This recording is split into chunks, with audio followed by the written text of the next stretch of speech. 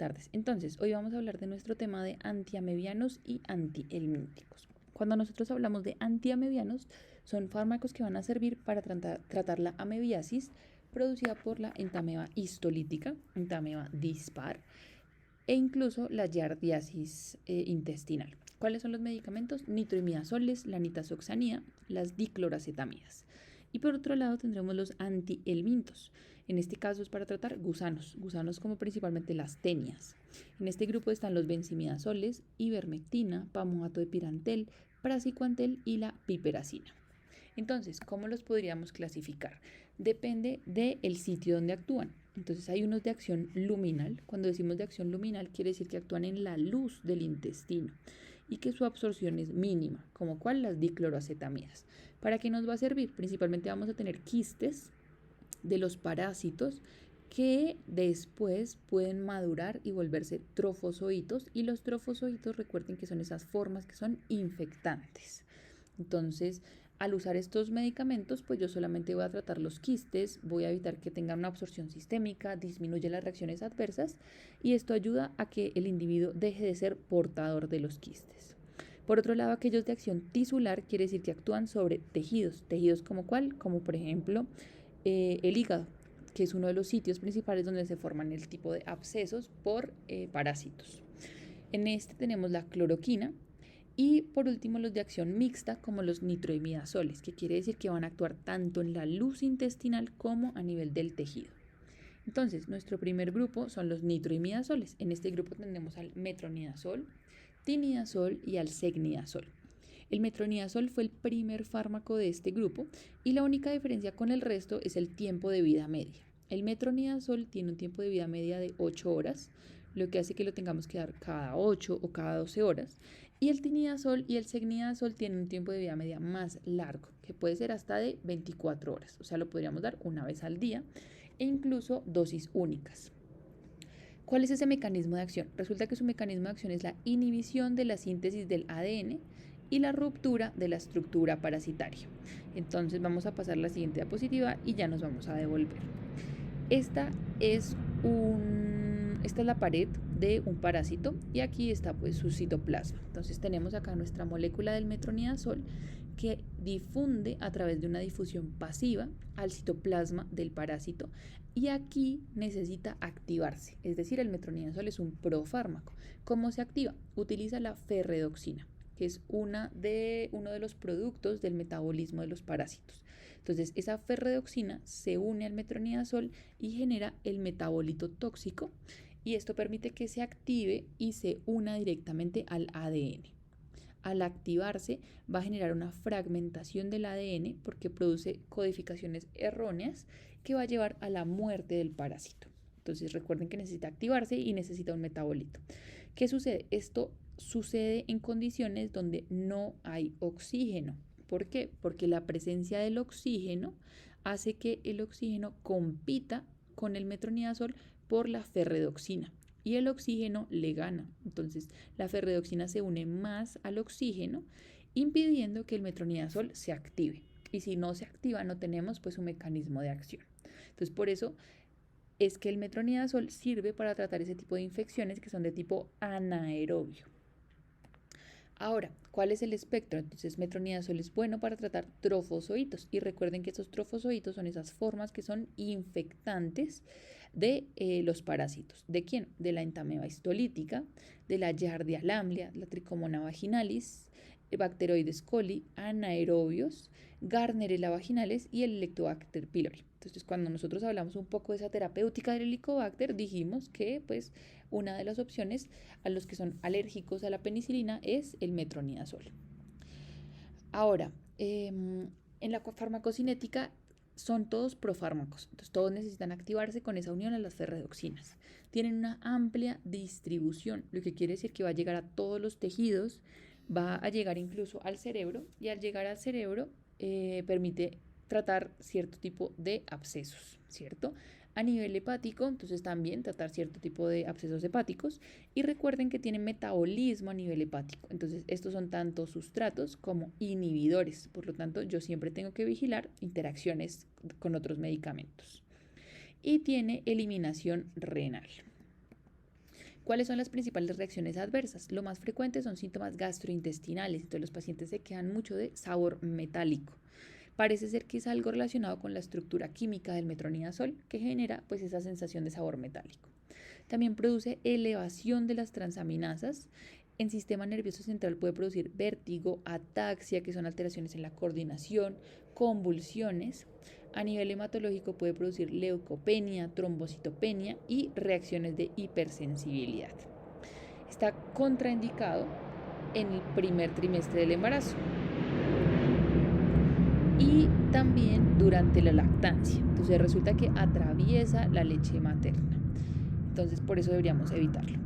Y hay un efecto que es el efecto antabús o el efecto disulfiram que se genera con el uso de estos medicamentos y responde a la siguiente pregunta. Entonces, cuando alguien nos pregunta sobre si podemos tomar alcohol a la vez que estamos tomando algún antiparasitario. Entonces, reflexionen por un minuto qué le contestarían. ¿Le dirían sí o le dirían no? Entonces, resulta que esto tiene que ver con el metabolismo del alcohol. El alcohol, cuando nosotros lo consumimos, por medio de la alcohol deshidrogenasa se metaboliza acetaldehído y luego de la aldehído deshidrogenasa se metaboliza acetato y el acetato es el que se elimina ya sea por el riñón o por el pulmón. Resulta que se dieron cuenta de este efecto porque se usó un medicamento conocido como antabús, cuyo principio activo es el disulfiram, en aquellos pacientes que tenían abstinencia al alcohol. Entonces lo que generaba era que empeoraba los síntomas y los pacientes pues dejaban de consumir alcohol. Y es muy similar a lo que sucede con estos antiparasitarios. Resulta que estos antiparasitarios inhiben la aldehído deshidrogenasa. Entonces, al inhibirla, hace que se acumule acetaldehído. Y si se acumula acetaldehído, se generan todos los síntomas tóxicos como náuseas, vómitos, sudoración excesiva, calor excesivo, taquicardia e incluso puede llegar hasta hipotensión, dolor torácico, o sea, descompensa al paciente. Y eso se produce por inhibición de la enzima. Entonces, si un paciente está consumiendo algún antiparasitario, tenemos este riesgo de que bloquee esa aldehído deshidrogenasa, no se elimine el alcohol, sino que se acumule su metabolito en forma de acetaldehído. Entonces, la recomendación sería no. Pero entonces nos van a preguntar, bueno, ¿y al cuánto tiempo entonces puedo volver a tomar alcohol después de haber terminado el antiparasitario? Entonces, se dice que se debe evitar desde 24 horas antes de empezar el medicamento hasta 72 horas después de suspenderlo. O sea, la respuesta sería, bueno, puedes volver a tomar alcohol a los 3 días. ¿Listo? Para evitar pues ese efecto antabús. Ahora, ¿qué tipo de interacciones tenemos? Entonces, este tipo de interacciones las podemos clasificar así, como de tipo C, de tipo D o de tipo X. X quiere decir totalmente contraindicados. Entonces, hay algunos antibióticos o algunos medicamentos que tienen propilenglicol, que es un excipiente que tiene características similares al alcohol. Entonces, con aquellos productos que tienen este compuesto como excipiente, pues aumenta el riesgo de efecto antabús, ¿cierto? Hay otras de tipo C, que se considera como aquellas que podemos monitorizar y no hay que hacer ningún tipo de cambio en la terapia. Entonces, por ejemplo, si mi paciente toma fosfofenitoína, que es un anticonvulsivante, con el metronidazol, puede ser que se disminuyan las concentraciones del metronidazol, pero yo puedo simplemente monitorizar y vigilar pues, el efecto que yo necesito. Con el litio, que es un estabilizador del estado del ánimo. Entonces, el metronidazol aumenta los efectos adversos del litio y aumenta las concentraciones también del litio. El lopinavir con excipientes, tiene excipientes que tienen propilenglicol, entonces predispone a una reacción de tipo disulfina. Y la warfarina con el metronidazol va a aumentar sus concentraciones. Entonces, ¿qué deberíamos hacer acá? ¿Será que tenemos que suspender la warfarina? Entonces, no, en este caso lo que hacemos es monitorizar nuestro examen de excelencia, que es el INR. Si mi paciente tiene warfarina y a la vez necesito mandarle un antiparasitario, puedo mandarle metronidazol, pero le solicito un INR a los 3 días y debe estar en rango terapéutico, que ya sabemos que son de 2 a 3. ¿Cuáles son las presentaciones más frecuentes? Entonces tenemos, por ejemplo, tabletas para administrar por vía oral del metronidazol, suspensiones orales, soluciones inyectables, o sea, tenemos para administrar por vía oral, por vía endovenosa y en óvulos intravaginales. Entonces, 500 miligramos. Y tenemos tabletas de secnidazol y de tinidazol de 500 miligramos y de 1 gramo. ¿Para qué los usamos en general?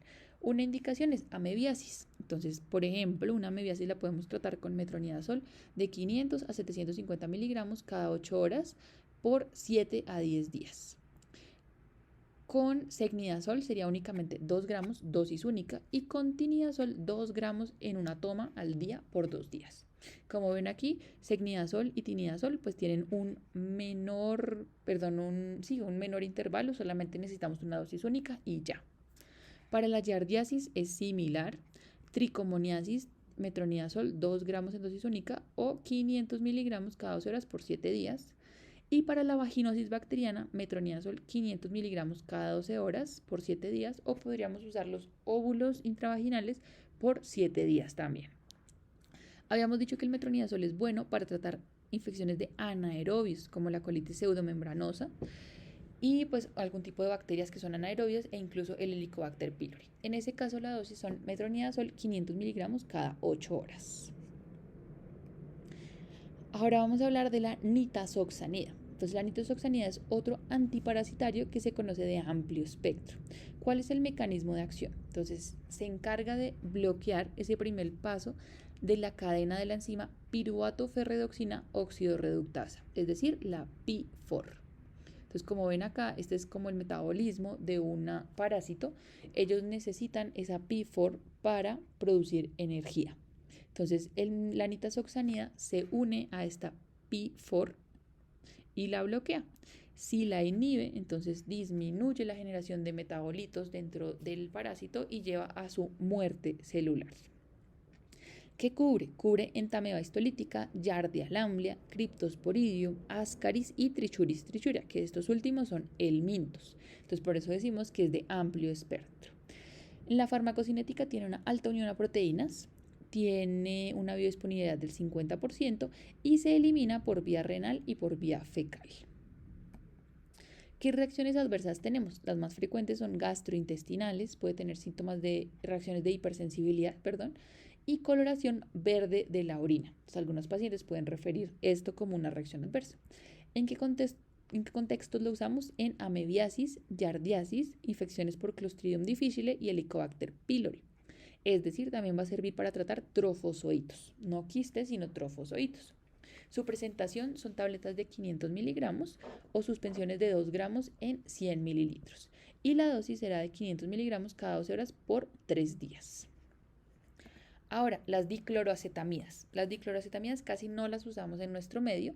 Tenemos aquí la etofamida y el teclosan, y estos son amebicidas luminales, es decir, únicamente me van a servir para tratar esa amebiasis intestinal asintomática, es decir, la presencia de quistes en la luz del intestino. Entonces, estas me ayudan a erradicar los quistes. ¿En quiénes podría ser? Podría ser en pacientes que manipulen alimentos, ¿sí? O tengan que ver con una cadena de alimentos, y pues si se toman un coproscópico y tienen quistes, lo mejor sería tratarlos para evitar que sean portadores. Como estos no se absorben, la única reacción adversa que generan es flatulencia. Ahora hablemos de los antihelmínticos. Entonces, ¿cuáles son esas helmintiasis más frecuentes? Entonces, la ascaridiasis, tricocefalosis, oxiuriasis, uncinarias, estrongiloidiasis, teniasis y filariasis. Y ya vamos a ver todos estos medicamentos. Resulta que los helmintos son uno de los problemas de salud pública más frecuentes en países de bajos ingresos, y esto aumenta la prevalencia en niños, especialmente de desnutrición, de anemia y de neumonía. Entonces, por eso es que necesitamos tratarlo. En el caso de los benzimidazoles, ¿cuáles tenemos? Tenemos albendazol, flubendazol y mebendazol. En nuestro medio está el albendazol y el mebendazol. ¿Cuál es el mecanismo de acción? Estos inhiben la polimerización de los microtúbulos. Entonces, aquí tenemos una estructura parasitaria que necesita de microtúbulos y de la tubulina para poderse mover, ¿cierto? Entonces, lo que hacen estos benzimidazoles es que van a inhibir el complejo beta de esa formación de la tubulina para evitar que se formen los microtúbulos. Entonces, al evitar esa unión, lleva a que el parásito no pueda moverse y se muera. ¿Qué cubre? Cubre Ascaris, Enterobius, Filarias, Strongyloides, Trichuris trichura, Uncinarias y las tenias. Y en la farmacocinética, el albendazol necesita volverse en metabolito activo, o sea, es un profármaco y tiene una amplia distribución. Y el mebendazol tiene una mínima absorción gastrointestinal. ¿Cómo podemos optimizar el manejo con albendazol? Entonces, resulta que lo administramos con los alimentos. Administrarlo con los alimentos mejora su biodisponibilidad. Entonces, el albendazol es el principal agente cuando yo decido desparasitar a alguien. Entonces, le mando albendazol en la mañana con el desayuno. ¿Listo? No es, ese es uno de los mitos que tenemos de la desparasitación, ¿cierto? Que se tiene que tomar en ayunas. Entonces, si es el albendazol, si yo quiero que mejore su efecto, debería ser con el desayuno. ¿Qué reacciones adversas tenemos? Las más frecuentes son síntomas gastrointestinales. Cuando hay infestaciones masivas, o sea, múltiples parásitos, tenemos riesgo de que haya migración. Entonces, ¿por qué? Porque se genera una muerte que es lenta, no se produce una muerte rápida. Entonces, esto hace que, por ejemplo, las filarias o algunos parásitos puedan migrar a otras zonas. Entonces, en el caso de infestaciones masivas, pues tratamos de usar un antihelmíntico que produzca alguna parálisis, como los que ya vamos a ver más adelante. Puede producir leucopenia, alteraciones de la función hepática y reacciones de hipersensibilidad. ¿Qué precauciones debemos tener? Entonces, no lo deberíamos usar en pacientes que tengan cirrosis, principalmente también porque tiene metabolismo a nivel hepático, entonces podría aumentar su acumulación. Lo debemos evitar en el embarazo y en niños menores de 1 año. Niños menores de 1 año nosotros no los desparasitamos, no tienen ningún beneficio ni ninguna indicación. Y tampoco, pues ya vimos en infestaciones o en infecciones que son masivas. ¿Cuál es la presentación que nosotros deberíamos saber? El albendazol en tabletas de 200 y 400 miligramos y las suspensiones de 200 miligramos. Al final vamos a hablar un poco de cómo se desparasita una persona y pues vamos a ver esa importancia de esas dosis. ¿Para qué los usamos? Entonces, se usan para ascaridiasis o para oxiuriasis. En este caso es el albendazol 400 miligramos en dosis única. Para estrongiloidiasis son albendazol 400 miligramos cada 12 horas por 7 días. Y para otra, por ejemplo, aquí, neurocisticercosis. Entonces, este es el cisticerco que llega hasta el cerebro. Aquí está indicado el uso de albendazol y nos ayuda en 400 miligramos cada 12 horas por 8 hasta 30 días. Y se realiza en conjunto con corticoides. ¿Por qué? Porque los corticoides lo que buscan es disminuir la inflamación para permitir la acción del antiparasitario. En el caso de la neurocisticercosis no es prioritario iniciar antiparasitario, sino primero disminuir el edema que se genera con los corticoides. ¿Listo? Entonces, una vez se resuelve el edema, podemos iniciar albendazol. Listo. Ahora, de la ivermectina. Entonces, la ivermectina resulta que su mecanismo de acción es que se une selectivamente y con fuerza a receptores de glutamato que son ligados a canales de cloro. Entonces, acá tenemos una transmisión nerviosa normal de, por ejemplo, un ectoparásito como un piojo. Y ellos lo que tienen aquí, entonces, son sus receptores de glutamato. El glutamato se une a su receptor y esto permite la entrada de cloro. Si entra cloro a la célula se hiperpolariza, ¿cierto? O sea, se vuelve más negativa. Ahora, ¿qué sucede con la ivermectina? La ivermectina se une a esos canales de glutamato y potencia su apertura. Entonces los va a abrir y vamos a tener un mayor ingreso de cloro a la célula. Al tener mayor ingreso de cloro hace que la célula se hiperpolarice mucho más y eso dificulta que se generen nuevos potenciales de acción. Entonces por eso se lleva a una parálisis flácida. Entonces como tal el parásito queda totalmente flácido, no tiene posibilidad de contraerse nuevamente y va a ser eliminado por el peristaltismo principalmente. ¿Qué cubre? La ivermectina cubre Ascaris, Enterobius, Filarias, Trichuris y ectoparásitos. ¿Cuál es la farmacocinética? Resulta que tiene una muy buena absorción oral y tópica y su biodisponibilidad aumenta con los alimentos grasos. La ivermectina viene en presentaciones de gotas que se dosifican de 1 gota por kilogramo de peso. Entonces, normalmente la dosis va a ser, si es un paciente de 70 kilos, 70 gotas, dosis única. ¿Qué más sabemos de la ivermectina? Tiene metabolismo hepático por el CYP, se elimina principalmente por vía fecal y tiene un tiempo de vida media largo, de aproximadamente de 18 a 57 horas. Esto hace que solamente lo tengamos que administrar una única vez o en algunas condiciones hacer un refuerzo a los 15 días. ¿Cuáles son esas principales reacciones adversas? Puede causar fiebre, artralgias, taquicardia, edema periférico, puede producir somnolencia, elevación de las transaminasas y resulta que cuando estamos tratando filarias, la muerte de esas filarias puede generar una reacción de Masotti. Esa reacción se caracteriza porque son pacientes que tienen fiebre, dolor articular, dolor muscular, taquicardia y edema asociado a hipotensión por la muerte de las filarias. Esta es la presentación, 6 miligramos por mililitro, pero no se recomienda ni en embarazo ni en niños menores de 15 kilogramos. Aquí tenemos las principales dosis, que como tal es una gota por kilo y una gota equivale más o menos a 150 o a 200 microgramos por kilogramo. Entonces, por eso decimos que la dosis es una gota por kilo. Y solamente en condiciones como pediculosis o escabiosis, que son esas condiciones de piojos que consultan los pacientes, se repite la dosis a los 10 días. Esto de resto solamente sería dosis única. Y ya en el contexto, por ejemplo, de oncocercosis, 15 microgramos por kilogramo cada 6 a 12 meses. Ahora tenemos esta siguiente pregunta. ¿La ivermectina es indicada para COVID-19? Entonces, ¿qué han visto dentro de su práctica clínica? Resulta que los principales estudios que determinaron que probablemente la ivermectina servía para COVID-19 o para el SARS-CoV-2 fueron estudios in vitro. Entonces, al principio de todo esto de la pandemia, tratamos de extrapolarlo y muchos pacientes se llevaron a su casa, después de haber tenido una infección por COVID-19, el uso de ivermectina. ¿Qué sucede? Que las dosis no se pueden extrapolar, eran modelos principalmente in vitro y todavía no sabemos cuál es esa dosis efectiva en modelos in vivo. Entonces, por lo tanto, ya no tenemos esa indicación de ivermectina para el uso de COVID-19. Ahora, el siguiente medicamento es pamato de pirantel. El pirantel inicialmente era de uso veterinario y debido a que no tenía tantos síntomas sistémicos, pudimos extrapolar su uso a seres humanos, evidentemente pues después de hacer nuestros estudios clínicos. ¿Cuál es el mecanismo de acción? Resulta que el pamato de pirandel induce la liberación de acetilcolina. Esa acetilcolina se dispone rápidamente en esa placa nerviosa y aumenta la contracción. Al aumentar la contracción va a producir una parálisis espástica. Entonces es diferente a la parálisis flácida de la ivermectina. En la ivermectina quedan totalmente relajados y los elimina el peristaltismo. En este caso quedan totalmente contraídos e igual van a ser eliminados por el peristaltismo.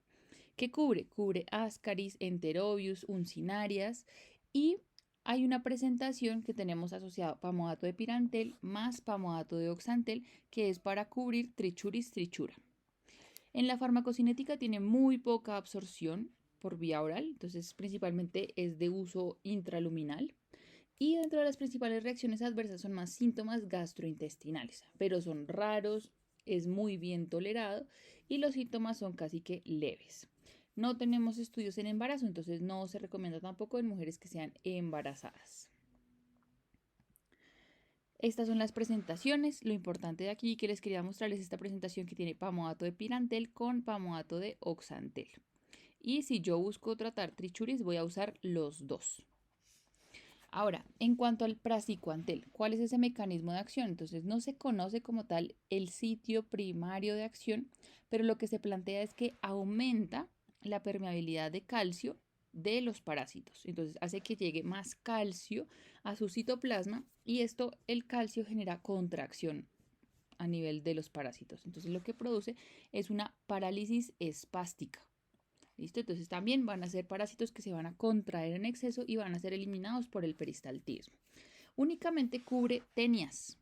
Entonces, al cubrir tenias, cubre lo que es cisticercosis, teniasis, iminolepis nana. Y es un fármaco que tiene muy buena absorción por vía oral. Tiene una amplia distribución, metabolismo por el CYP3A4, así que tenemos que verificar interacciones. Su tiempo de vida media es muy corto y predominan sus metabolitos que quedan circulando en la sangre. ¿Qué reacciones adversas tenemos? Somnolencia, hay síntomas gastrointestinales y reacciones de hipersensibilidad. Está totalmente contraindicado en cisticercosis ocular. Entonces resulta que cuando ya el cisticerco llega al ojo, si nosotros damos praziquantel, pues él se va a morir. Entonces va a quedar totalmente contraído y se va a morir en el ojo. Y no hay forma de sacarlo después. Entonces por eso está contraindicado si tenemos un cisticerco a nivel ocular. ¿Qué se debe hacer en ese caso? En ese caso la indicación es quirúrgica. Son pacientes que tienen que ser abordados por el oftalmólogo y el oftalmólogo debe sacar ese cisticerco del ojo. ¿Listo? No podemos dar praziquantel porque si no se muere ahí el parásito y se genera una reacción inflamatoria, una reacción sistémica que va a dejar ciego al paciente. ¿Listo? Entonces recuerden esa contraindicación que es absoluta. Y aquí tenemos las dosis que en general es dosis única, pero si yo quiero tratar un cisticerco en, por ejemplo, sistema nervioso central, la dosis sí es por 14 días. Y por último tenemos la piperacina. La piperacina ha sido sustituida por los benzimidazoles, ya vimos cuáles, en el tratamiento de las caridiasis y la oxiuriasis, porque ellos son mucho más seguros y más fáciles de dosificar. Listo, aquí nuevamente la dosis depende de kilogramo, la presentación es en jarabes, entonces no muchas veces se asegura esa administración. El mecanismo de acción es que bloquea la acetilcolina, entonces impide que se una esa acetilcolina al parásito y lo que genera es una parálisis flácida. Entonces no hay acetilcolina, no hay capacidad de contraerse y si no se contrae, pues el parásito se relaja por completo y se elimina por el peristaltismo. ¿Qué cubre? Cubre Ascaris, cubre Enterobius. Su farmacocinética hace que lo administremos por vía oral, tiene una eliminación renal y las principales RAMs, aunque son pocas, pues por eso llevan a que ya casi no la usemos en nuestro medio. Entonces puede producir en sistema nervioso central temblores, nistagmus, vértigo y convulsiones. ¿Listo? Entonces estos eran nuestros principales fármacos cuando hablamos de antiparasitarios. Y ahora viene nuestra última pregunta. ¿Cada cuánto debería yo desparasitarme? Entonces piensen ustedes cuándo fue esa última vez que se desparasitaron y por qué. Entonces resulta que va a haber gente que va a decir, no, cada 6 meses, cada año, o no, hace 10 años que no lo hago. Entonces depende del tipo de paciente y de la zona donde viva. Porque nos desparasitamos principalmente para prevenir esas infecciones amebianas, ¿cierto? Y principalmente pues sabemos que las amebas son una de las causas en niños de desnutrición y de neumonía y de retraso también a nivel motor y de retraso de su crecimiento. Entonces, ¿quiénes tendrían indicación de desparasitarse? Aquellos niños que están en edad escolar entre los 5 a los 14 años, ya sean escolarizados o no. Todos deberían estar desparasitados para prevenir esas complicaciones. 2. Zonas de alta prevalencia de amebiasis. Entonces, por ejemplo, una prevalencia de más del 20%. ¿En qué zonas? Entonces, en nuestro país, zonas como Chocó, Sucre, Vaupés, incluso Antioquia alcanza a tener más de un 20%. Bogotá está entre el 10 y el 20%. Entonces, depende de la zona donde venga el paciente. Y una última indicación, condiciones de falta de acceso al saneamiento básico. Entonces, si no hay cómo asegurarle un aporte de agua potable al paciente, que él pueda lavar sus verduras, él pueda lavar sus frutas antes de consumirlas, entonces está indicado que se debe desparasitar. ¿Cada cuánto? Entonces, idealmente debería ser anual. ¿Listo? ¿Y quiénes no son elegidos para desparasitarse? Niños menores de 12 meses. Los niños lactantes menores no se benefician de desparasitar. Los niños que tienen enfermedades graves, y entiéndase graves como aquellos que están hospitalizados en la unidad de cuidados intensivos, aquellos que están inmunosuprimidos, viene ahí una, como una discusión de si se deberían o no desparasitar en ese momento agudo o si podemos esperar a que se resuelva su condición y luego sí desparasitarlos. Mujeres en el primer trimestre del embarazo, pues es mayor el riesgo de la teratogénesis. Personas que hagan reacciones adversas severas a los antihelmínticos o niños o mujeres en zonas que tengan una prevalencia de el menos del 10%, es decir, que sean comunidades de bajo riesgo. Entonces, ellos serían no elegibles para desparasitar. Sin embargo, pues depende ahí de nosotros como médicos y del seguimiento que hagan los pacientes. ¿Con qué se debe desparasitar? Entonces se desparasita con benzimidazoles, ¿como cuál? Con el albendazol.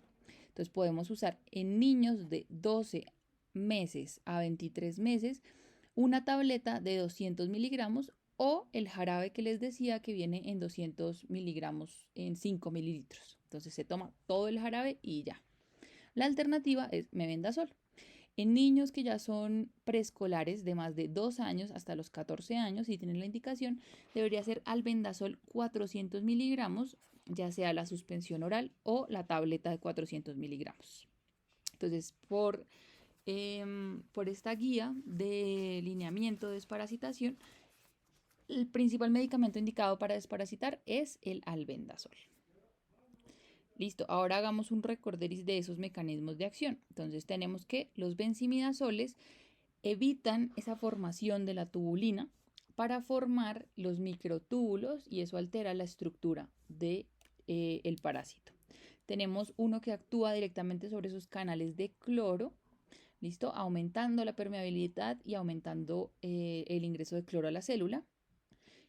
Tenemos unos que aumentan la permeabilidad de calcio, como el praziquantel, y tenemos otros que inhiben la P4, y esa P4 es inhibida por la nitazoxanida, ¿cierto? Y tenemos otros, por ejemplo, como el metronidazol, que se encarga de bloquear esa síntesis del ADN y lleva al final a la muerte del parásito. ¿Listo? Muchas gracias.